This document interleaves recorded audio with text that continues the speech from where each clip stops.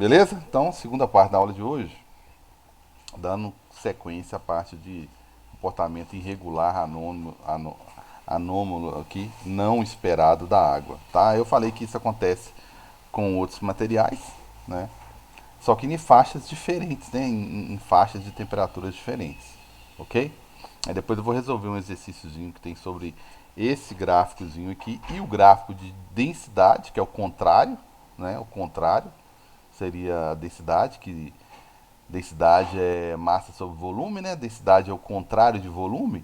Como você está aumentando o volume aqui, ó, está diminuindo a densidade, né? Então, por isso que minha garrafinha vai quebrar lá, porque o volume está aumentando, tá certo? Então, o meu gelo, na verdade, ele ocupa mais espaço. 1 litro de gelo ocupa mais espaço do que 1 litro de água, tá certo? Claro que não, né? Litro não é. 1 litro é 1 litro, né, galera? Ninguém me questionou aí, não.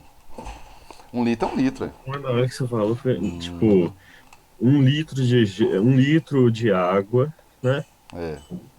A água normal vai ter menos volume do que um litro Então de água vão medir. congelada. Então é 1 quilo, né? Se eu É, pegar um não, quilo de água e 1 quilo de gelo, o gelo vai um ocupar. litro é quanto aqui? Se for na temperatura normal, não nessa faixa de 0 a 4, vai ser 1 para 1. Só que quando eu falo 1 litro, é um volume definido. Quando eu falo 1 quilo, não necessariamente. Então, se eu pegar 1 quilo, 1 quilo de água, antes de chegar a 0 graus Celsius, ocupa um volume, 1 litro. Né? Se eu colocar ele aqui na geladeira e começar a resfriar, quando ele estiver entre 0 e 4, aquele 1 quilo, ele vai estar ocupando um espaço maior. Né? Então, Não vai ser 1 quilo, ainda se eu vai. pensar em 1 quilo, eu vou fazer o quê? Eu vou pegar um número X de moléculas para dar aquele 1 quilo. Beleza? Uhum. O que, que determina ele ocupar mais volume ou menos volume? É a energia que ele tem. Mas aí a água, ela tem um comportamento irregular nessa faixa de 0 e 4. Ela se organiza de forma a ocupar um volume maior. Então aquele mesmo número de moléculas, aquele mesmo número de moléculas de água mesmo, vai ocupar um espaço maior quando estiver entre 4 e 0, ou 0 e 4 aqui. Vai ocupar um espaço maior entre as moléculas. Então eu vou ter o Por mesmo exemplo, um quilo. quilo de Pode um falar. quilo de gelo é mais do que seria 1 quilo. Tem mais água do que 1 quilo de água, né? Sem ser congelada. O volume, né? Você fala mais água, tem que tomar cuidado para mais água seria mais moléculas, né? Não, por exemplo, Então, um um quilo, quilo de 1 quilo de água. Não, 1 quilo de água normal, sem estar congelada.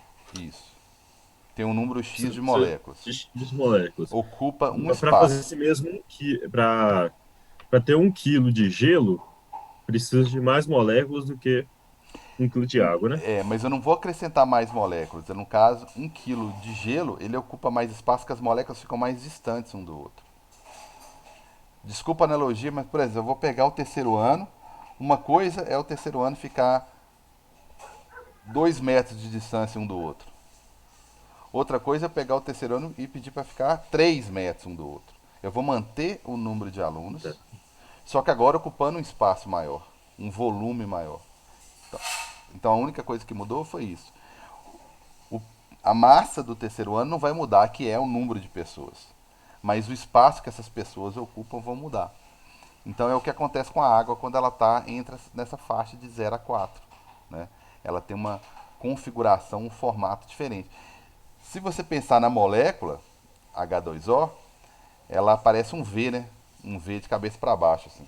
Ou não, né? Ela parece um V, onde a pontinha, o vérticezinho ali é o oxigênio e as duas perninhas é o oxigênio. Então ela tende a ocupar um volume maior quando ela está nessa faixa aqui, ó. Então você tem um volume máximo a 0 graus Celsius. E vai aparecer mais para frente. E se fosse um gráfico de densidade em função da temperatura, você teria uma curva, em vez de voltada para cima, ó, isso aqui é meia parábolazinha voltada para cima, né? Você teria meia parábolazinha voltada para baixo, tá certo? Então aqui, onde é o volume mínimo, na verdade seria densidade máxima, e onde é volume máximo seria densidade mínima, né? Vai aparecer esse gráficozinho aí depois, beleza? Então, a diferença vai mostrar. Eu peguei esse pedacinho aqui, ó, de azul, é só isso aqui, ó, tá? Então, antes de chegar a 4 graus, tá ocorrendo o comportamento esperado mesmo, né? Vai diminuindo, diminuindo, diminuindo temperatura, diminuindo volume, até atingir esse ponto aqui, que é o volume mínimo, que ocorre a 4 graus Celsius. A partir daí, até chegar em zero, o volume aumenta um pouquinho. Beleza? O gráfico de densidade, observe que é o contrário. À medida que o seu volume vai diminuindo, vai ocupando menos espaço, né? E, consequentemente, as moléculas vão ficando mais próximas. Então, o volume diminui e a densidade, nesse mesmo instante, a densidade está aumentando. Aí, nesse ponto aqui, que é o 4 graus aqui, você tem a densidade máxima, na onde tem o volume mínimo. Aí, depois desses 4 aqui, você tem uma densidade que diminui ainda mais. Tá certo? Então, a densidade foi aumentando e depois a densidade diminuiu um pouquinho porque o volume aumentou, ó, tá? Então, a 0 graus, aí, ó, os volumes aqui, ó. Temperaturas maiores do que 4 graus. Aqui o volume. Exatamente ali 4 graus, que é o volume 2 aqui, ó. Em cima do 4 graus. Você tem um volume menor. Você tem o menor volume possível. Consequentemente, a maior densidade possível. E depois de 4, você vê que o volume aumenta um pouquinho. Então, de 4 para 0, ele aumenta um pouquinho, ó. Levemente, que ele aumenta um pouquinho. Tudo bem? Tranquilos? Eu acho que ficou bem representado aqui. Eu mostrei os dois gráficos, são inversamente, né? São inversamente, densidade e volume são inversamente proporcionais. Mostrei que os volumes, a mesma quantidade de água, tá vendo? Augusto foi quem estava discutindo, ó. A mesma quantidade, que eu falo assim, o mesmo número de moléculas, a mesma massa ocupando três volumes diferentes. A mesma massa, o mesmo número de moléculas ocupando espaços diferentes, volumes diferentes. Beleza? Isso aqui explica um dos fenômenos mais cobrados aqui, né, e discutidos em física, que é essa camada de gelo aqui, que é formada em cima de lagos, né? Como que ele É, acontece? Você vai eu diminuindo. sempre pensei por que que o de baixo não. Oi? Eu sempre tive dúvida por que que o de baixo não congela. Não congela. Essa é uma das questões mais clássicas de física, mais cobradas, entendeu? Que eu acho que dá para entender melhor usando o gráfico de densidade. Eu falei que a gente fala mais sobre isso aqui lá em calorimetria, porque lá em calorimetria, em calor, a gente fala de formas de transmitir calor. E aqui vai ocorrer uma transmissão de calor aqui dentro do lago aqui. Então vamos pensar o seguinte: antes de congelar, a superfície aqui da água está exposta a essa temperatura baixíssima que está aqui no exterior aqui. Beleza? Você tem um ursozinho branco aqui, ó, bem polo norte. Aí o que acontece? Essa água começa a resfriar. No que a água começa a diminuir a temperatura, ela começa o quê? Aumentar a densidade. Bem esse pedacinho aqui, eu vou no gráfico de densidade aqui, ó. Bem esse pedacinho. Então a água vai ficando mais densa, mais pesada. Então a água vai descendo, empurrando a água lá de baixo para cima e vai criando correntes de convecção, que a gente fala aqui, que são movimentos aqui da água. A água mais densa, de menor temperatura, vai descendo e a água que está lá embaixo, menos densa, com a temperatura maior, vai subindo. Só que chega uma hora que, exatamente no 4 graus aqui, ó, que a água atinge sua temperatura, sua densidade máxima, ok? Máxima. Então, se ela atinge a densidade máxima, beleza, ela ainda desce. Ela ainda desce. Porque ela ainda está pesada, ela ainda está concentrada, está densa. Então, ela ainda desce, empurrando a água lá de baixo. Só que a partir de 4 graus, olha só, a última água que desceu, ela estava a 4 graus. A partir de 4 graus, a densidade diminui um pouquinho. Se a densidade diminui, por que a água vai descer? Né? Por que a água vai descer se a densidade diminui? Se a água ficou mais leve, né? Se essa água daqui de cima ficou mais leve, por que ela vai descer? Então ela não desce. A última água que desceu estava a 4 graus. Beleza, então essa água que está o peixinho aqui, ó, vai ficar aqui a 4 graus. A partir de 4 graus, até chegar em zero e ela congelar, não desce água mais, porque a água está mais leve do que a que está aqui embaixo. Certo? Como a água está mais leve, ela não desce mais, então ela vai ficando aqui. E a temperatura está só diminuindo, só diminuindo, só diminuindo, até chegar no zero e ela congelar. Então a última água que desceu, desceu a 4. É perfeita a natureza, né? É, respeitando todas as crenças, é perfeita a natureza. Ela conserva essa água aqui embaixo a 4 graus Celsius, que é uma temperatura positiva, né, que dá para conservar a vida marinha aqui, né, a vida aquática aqui, né? Não quer dizer que é mar, né? E aqui cria essa crosta de gelo aqui que vai.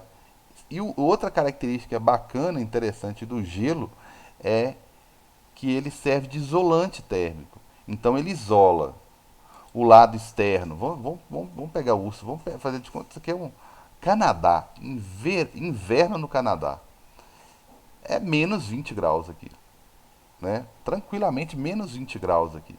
Então essa camada grossa de gelo aqui é para servir de isolante para que a água não chegue a uma temperatura dessa. Senão, obviamente, eu mataria a vida toda aqui.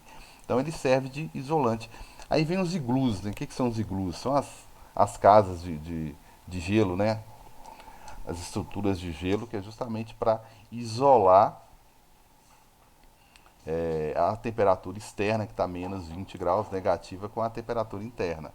Então, explica por que só essa crostazinha aqui, ó, só uma parte de cima que congela e as outras não. Beleza? Então, tem pelo menos duas questões do Enem que ficam sempre revezando entre si, que cobra, ora cai o gráfico de volume, em função da temperatura, para explicar esse fenômeno, ora cai a densidade por volume, para explicar esse mesmo fenômenozinho aqui. Beleza? Tranquilos? Então isso aí é uma teoria importante. E esse exemplo de correntes de convecção aqui é lá da calorimetria, tá? É do próximo livro de vocês, tá? Não é nem o volume um não. É... Então aqui, né, eu dei um exemplozinho aqui, né, de verão aqui os valores de temperatura, né, de cada uma das camadas aqui, e no inverno, né, fica essa crosta aqui a 0 graus Celsius, né. É lógico que quem está encostando ali fica um pouco mais frio, e à medida que eu vou distanciando, então a vida vai ficar aqui, ó, em 4 graus aproximadamente. É lógico que lá pertinho vai estar um pouco, uma temperaturazinha um pouquinho menor. É igual no verão, a água que fica ali perto é, da superfície ali do sol ali batendo, é lógico que está um pouquinho maior, maior energia, né? À medida que eu vou afastando, aprofundando, ela vai diminuindo aqui. Né? Mesmo no verão, eu posso ter temperaturas de 4 graus, né? Dependendo da temperatura do ambiente aqui, lógico, né? Então, só para ter uma ideiazinha aí, beleza? É, para explicar um pouquinho, né, a estrutura, já que não está dando para me escrever, por que menor densidade, né? Por que quando ela congela ela ocupa mais espaço, o volume aumenta? O arran aqui ela é líquida, tá vendo? Ela fica mais densa. Quando ela congela, ela cria esses espaços aqui, ó. Por causa do formato das moléculas, ela cria esses espaços, por isso que ela ocupa. Tá se organizando, né? Essa organização dela aqui faz com que ela ocupe mais espaço, né? Diferente das outras moléculas, né? Então tá aí. Bem, vou resolver alguns exercíciozinhos aqui, alguns exemplos, tá? Só para ilustrar um pouquinho o que eu falei. Esse aqui eu vou pular, que ele é mais difícil. Só para ilustrar aqui o que eu falei, tá? Sobre dilatação, de forma geral, beleza? Bem, esse exercíciozinho aqui, ó, da UFMG, ela fala justamente de dilatação superficial. Então ela mostra círculos, ora de alumínio, né? Ora de ferro, e alternando, né? O centro de ferro ou o centro de alumínio e o anel em volta aqui, né? De alumínio, ora de ferro. Beleza. O coeficiente de dilatação térmica do alumínio, ok? é aproximadamente duas vezes o coeficiente de dilatação térmica do ferro. Então, o que, que significa isso aqui? Ó? A dilatação, o coeficiente do alumínio é aproximadamente duas vezes. Potencialmente, o alumínio tem capacidade, lógico que depende da quantidade de alumínio, né? Na mesma quantidade que o ferro, ela tem capacidade de aproximadamente duas vezes mais dilatação. Beleza? Só para ter uma ideia, né? O que, que significaria isso? A figura mostra duas peças, onde um anel feito de um desses materiais envolve o outro disco feito do outro material. A temperatura ambiente, os discos estão presos aos anéis. Então, disco de ferro preso no anel de alumínio, disco de alumínio preso no anel de ferro a temperatura ambiente, tá? Se as duas peças forem aquecidas uniformemente, ok? Uniformemente, o que é correto afirmar, tá? Eu vou passar rápido aqui, vocês pensam um pouquinho. Letra A. Apenas se ambas forem aquecidas. Alumínio, coeficiente de dilatação duas vezes maior que o ferro, aproximadamente. Apenas o disco de alumínio vai se soltar. Apenas o de ferro que irá se soltar. Os dois discos se soltarão dos seus respectivos anéis. Ou o contrário, os dois discos não se soltarão dos anéis. Dá uma olhadazinha, dá uma pensada aí e me responde. Só lembrando aí, não tem esferas aqui, tá? É tudo dilatação superficial. É um disco de ferro envolvido com um anel de alumínio. E aqui o contrário, um disco de alumínio envolvido com um anel de ferro. Então não são Eu acho esferas. que é a B mesmo. B de bola? Isso. B de bola. Mais alguém?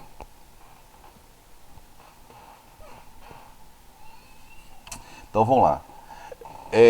Bem, quem tem o maior coeficiente de dilatação é o alumínio. Ele é aproximadamente duas vezes. Então para a mesma variação de temperatura que foi proposta aqui, para a mesma variação de temperatura, ele vai dilatar mais.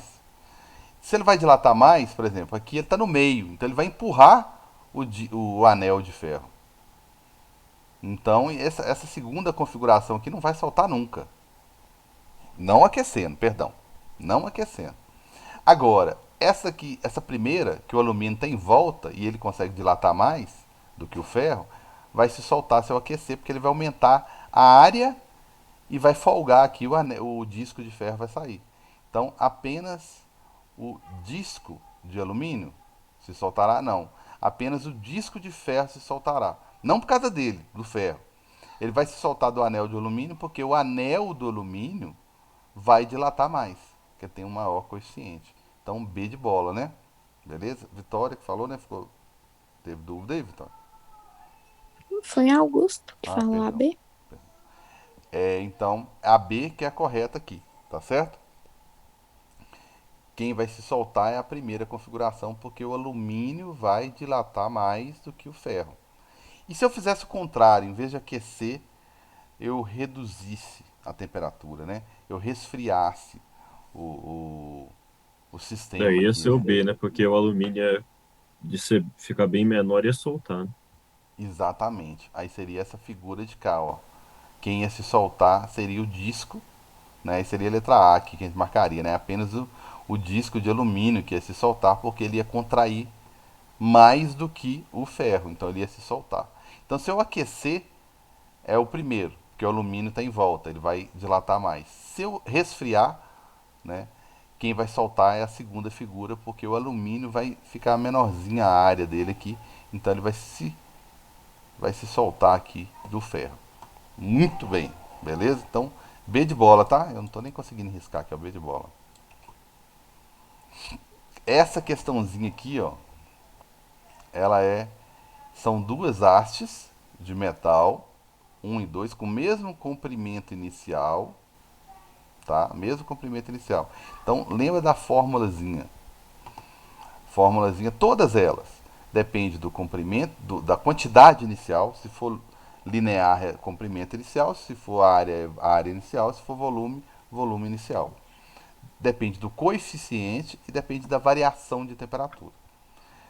Geralmente o que acontece nessas situações aqui são coeficientes diferentes, porque a variação de temperatura geralmente é a mesma, né?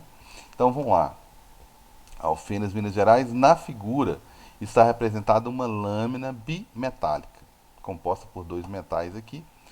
O coeficiente de dilatação do metal da parte superior 1 é o dobro, é igual ao alumínio lá, é o dobro do coeficiente do metal da parte inferior, que é o 2.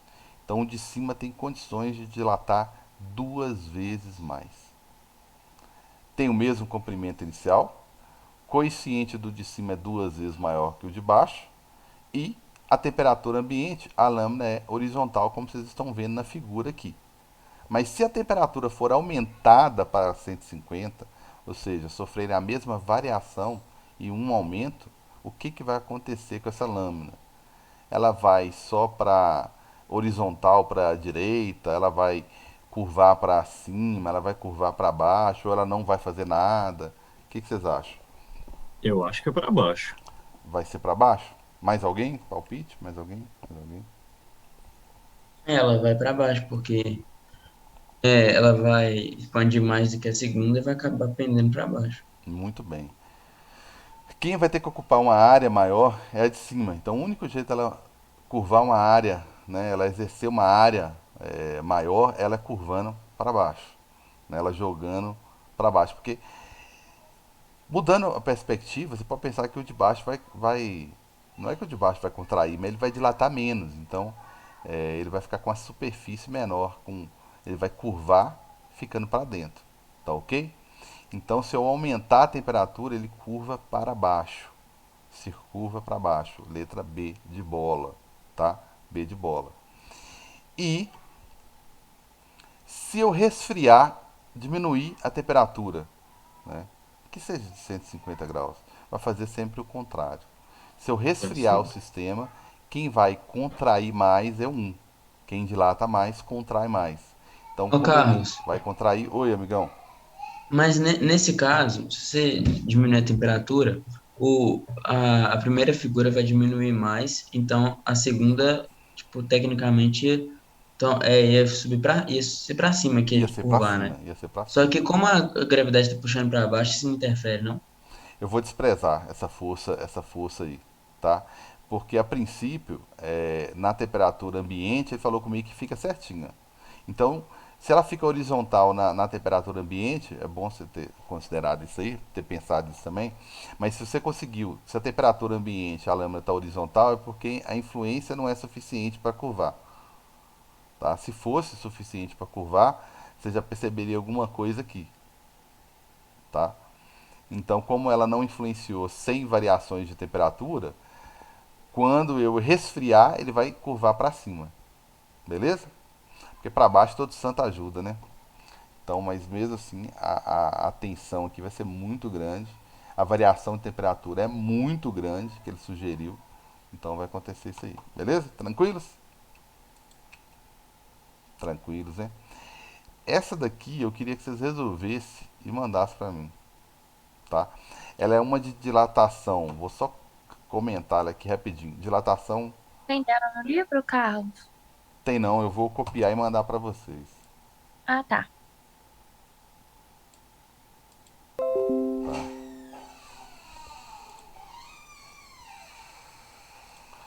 Aí o que, que acontece? Vocês vão mandar depois das aulas aí, tá? Não preocupa não. O diagrama representa a variação do comprimento de uma barra metálica, tá? O comprimento de uma barra, então é linear, metálica em função da variação correspondente de sua temperatura. Beleza? Beleza, então é o comprimento da barra em função da temperatura. O coeficiente de dilatação do material de que é feita a barra vale quanto? Né? Essa unidade de grau Celsius elevado a menos 1 aqui, eu vou mostrá-la depois na hora que eu for resolver exercícios de conta. Tanto que esse aqui eu vou deixar para vocês mandarem para mim depois e eu vou corrigir ele na próxima aula. Na próxima aula eu já estou escrevendo. Aí na próxima aula eu vou corrigir ele bonitinho, tá? Então esse grau Celsius elevado a menos 1 é a unidade do coeficiente, tá certo? E aqui ele mostra Ô, que Carlos, já vai te enviar é aonde? para enviar pelo zap. infelizmente. Ah, tá, entendi. Tá? Porque tá sem plataforma ainda. Bem, então ele fala que tem um comprimento inicial aqui, 3.000 milímetros, certo? Aí ele, devido a esse aumento de temperatura de 0 a 100, ele pula para 3.003,6. Então, eu sei comprimento inicial, comprimento final, variação, né? Variou 3,6, né? Foi o que aumentou aqui. E eu tenho a variação de temperatura. A única coisa que eu não tenho é o coeficiente, beleza? Aí eu vou mandar para vocês, vocês resolvem, tá? E manda pra gente. Tranquilos? Então, fica esse exercíciozinho aí para depois. É inevitável eu não ir lá no conceito. Opa, perdão, mudei de assunto aqui no meio do caminho, né? Pulei para calorimetria. Então peguei a sequência aí. Termometria, falei das escalas, dilatação, vou voltar na próxima aula para falar de dilatação, resolver alguns exercícios, ok? E vou falar agora de calorimetria. Então estou na mesma frente aí, tá? É inevitável eu não falar do conceito de calor e temperatura de novo, tá? Então, temperatura é o grau de agitação, por isso que é conveniente essa sequência aqui, tá? Quando eu ponho isso aqui em contato físico, tá? Eu tenho transferência de energia de um para outro, tá certo? Do A para o B, porque ele falou que o A está uma temperatura maior aqui. Essa energia que é transferida, gente, eu chamo de calor, tá? Aí ele colocou aqui, ó, que se você fosse basear na temperatura do carinha A, você consegue descobrir qual que é a energia interna que ele tem aqui, ó, tá? Se você fosse basear na temperatura de B, você vai descobrir qual que é a energia interna que ele tem aqui, ó, em B, ok? O que está em trânsito aqui, ó, se movimentando de A para B, é o que eu chamo de calor. É energia? É. Só que eu chamo de calor só para você saber que está a caminho de algum lugar. Só isso. Só isso. Tá? A energia do mesmo jeito. Quando ela entra no corpo B aqui, ó, automaticamente ela vai fazer o quê? Aumentar a energia interna. Então ela é um tipo de energia do mesmo jeito. Tá? É a energia interna aqui que diminuiu, do A, e a energia interna do B que aumentou. Por quê? Eles vão Porque tentar se teve. equilibrar isso. Oi? Eles vão tentar se equilibrar isso. Eles vão equilibrar em temperatura. Ah, mas vão ter a mesma. Vou aproveitar seu gancho aí, Augusto. A pergunta é pertinente. Ah, mas eles vão ter a mesma energia interna? Não sei. Tá certo? Provavelmente não, não posso afirmar. Por quê? Porque eu não sei qual que é o número de moléculas que eu tenho em A. Eu não sei qual que é o número de moléculas que eu tenho em B. Tá? Então, a energia. O que é energia cinética? Oh, meu Deus, escrever faz falta demais. O que é energia cinética? Tem a ver com a massa, não tem? E a massa tem a ver com a quantidade de pessoas que estão aqui, de moléculas que estão aqui. Então, o que define a quantidade de energia interna aqui é a quantidade de moléculas que estão aqui. Então, eu não posso afirmar que eles terão um equilíbrio de energia interna. O que eu posso afirmar em termos de energia é que a quantidade de energia que vai sair de A, eu vou considerar que ela vai vir 100% para B. E o que eu posso afirmar é que a temperatura final será a mesma. Ou seja, vai ocorrer um equilíbrio em termos de temperatura. Beleza? A temperatura final é igual. O que eu posso afirmar sobre a energia? Nada sobre a energia inicial de A, nada sobre a energia inicial de B. E eu posso falar que o calor cedido, liberado pelo A, vai ser absorvido pelo B. Isso eu posso afirmar. Agora, o que adianta sair 100 calorias daqui do A? Sei lá, tinha 100 moléculas aqui, saiu 100 calorias. É como se cada moléculazinha tivesse doado ali, cedido ali, uma caloria. Aí chega aqui, o que acontece? Tem 50, só tem 50 moléculas, estou exagerando, tá, gente? Só tem 50 moléculas para aquelas 100 calorias. Então cada uma vai ganhar aqui suas 2 calorias. Ué, mas não vai ficar com a temperatura maior, não? Mas você não sabe qual que tinha antes. Talvez para ela conseguir chegar à mesma temperatura, vai chegar numa temperatura comum aqui, ó. Ah, tava 100, cara, 100 graus Celsius. Essa daqui perdeu 1 caloria cada moléculazinha, elas caíram para 80. Talvez essa tivesse tão baixa a temperatura que cada moléculazinha teve que ganhar 2 calorias para chegar naquela temperatura de equilíbrio, por exemplo, que é 80. tá? Eu vou escrever isso com calma, tá, gente, na próxima aula, para não ficar muito teórico, né? Só falando.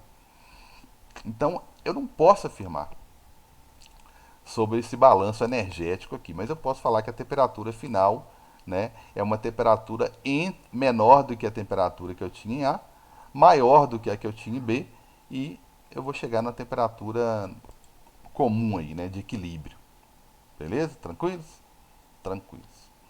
Bem, então eu falei das duas coisas, falei de energia, falei de calor e falei de temperatura, tá? Agora as unidades de calor, tá? Unidades de calor é o seguinte, eu falo em calorias, é muito comum nutricionista falar basicamente só calorias, né? Mas na física aqui tem uma tendência em falar mais em joules. Por quê? Porque quase todas as energias nossas giram em torno de joules, né? Quando eu falo de calor, de radiação, de ondas, geralmente eu estou falando de joules. Aí existe uma equivalência entre as duas unidades aí, né? Uma caloria equivale a 4,18 joules. Você não precisa decorar isso aqui. Isso aqui sempre vem nos seus exercícios. Bem, agora que eu sei o que é calor, né, que é uma energia em movimento, eu vou estudar três maneiras de transmissão, pelo menos levantar aqui, tá? Levantar a bola aqui. Não vou conseguir resolver todas, mas eu vou falar das formas de transferência de calor. Tá? Eu tenho três formas. Eu tenho a condução, né, quando eu estou falando de sólidos. Eu tenho a convecção, quando eu estou falando de líquidos. Eu já cheguei a falar sobre convecção lá no lago, né? E quando eu não tenho nem sólido, nem líquido, tá? Eu tenho a radiação, que é uma maneira de transmissão de calor. São essas três formas de transmissão de calor que eu tenho, tá? Condução é fácil da gente compreender porque ocorre em sólidos, né? Ele fez aqui, ele colocou uma barra metálica aqui e colocou três cerinhas aqui, ó, presas aqui, ó, como se fosse três velas coladas aqui, ó. Aí, à medida que o material vai aquecendo, né, essa cera vai derretendo e vai caindo. É só para mostrar que a propagação do calor aqui, ó, é linear e vai passando de molécula a molécula aqui no metal até desprender as três aqui, ó. Então, maior temperatura, obviamente, perto da fonte e menor ao longo da barra, que é só isso. Essa organização das moléculas aqui permite uma condução melhor do calor, ok? E nos líquidos, como que essa transmissão de calor, de energia, essa transferência, esse movimento de energia acontece? Com o movimento da própria água. Como ela tem liberdade para movimentar, a água quente vai subir e a água fria vai descer. E a água fica borbulhando ali por causa do movimento dela ali. O próprio movimento da molécula é, movimenta essa energia toda aqui dentro. Então são correntes de convecção. Acontece só com a água? Óbvio que não, acontece com os gases também, né?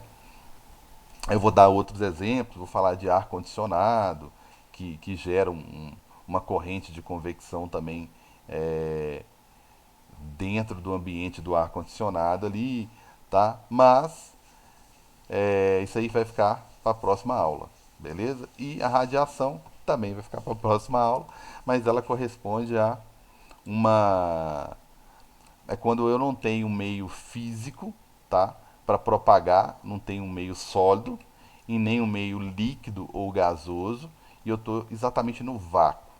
Aqui ele colocou a lâmpadazinha em uma um recipiente em volta aqui para falar que existe vácuo em volta da lâmpada, mas eu poderia usar um exemplo bem natural, que é o Sol. Entre o Sol e o planeta Terra aí não tem matéria, né, praticamente, e eu tenho transmissão de energia. Nossa principal fonte de energia, inclusive, é o Sol, né? As energias, produção de energia solar, as empresas de energia solar, o mercado está correndo assim para explorar o máximo possível de energias limpas, né? De energia solar. Aí. Então a nossa principal fonte aí é o Sol de energia, beleza? E não tem nada entre o planeta e o Sol, né? Então é uma forma de explicar essa propagação por radiação. Eu vou dar exemplos, tá? Disso aqui, vou dar alguns exemplos, tá certo? Antes de chegar na parte de contas, mesmo de começar a calcular calor, beleza? Condução, bacaninha. Convecção, vou dar mais exemplos, né, do ar-condicionado que eu falei. E a radiação também vou dar mais exemplos. Beleza? Mas na próxima aula, galera.